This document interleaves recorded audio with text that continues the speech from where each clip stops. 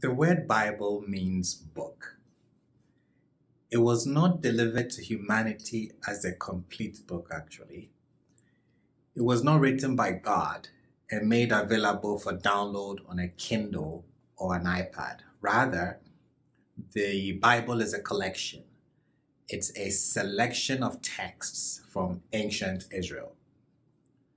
Those texts are called books, and like other books, they have human authors.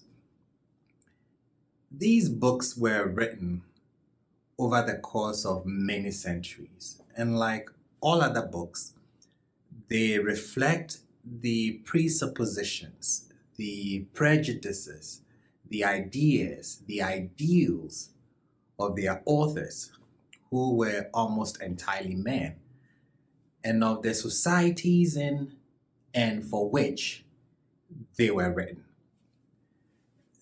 The authors of those books were, in principle, interpreting the experience of God and its implications for their lives. These authors or writers had different views, thus the inconsistencies we find in the text. For example, in the Ten Commandments, God declares that He punishes sons for the sins of their fathers to the third and the fourth generation. But centuries later, speaking to the prophet Ezekiel, he seems to have changed his mind. We are told that a son shall not suffer for a father's iniquity, nor shall a father suffer for the son's iniquity. The righteousness of the righteous shall be his own, and the wickedness of the wicked shall be his own. Clearly, different writers had different views.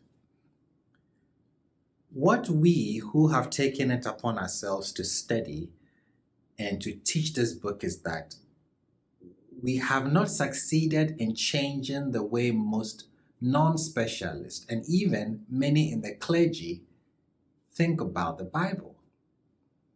People still maintain that the Bible is God's word, plain and simple, that God is the author of Scripture.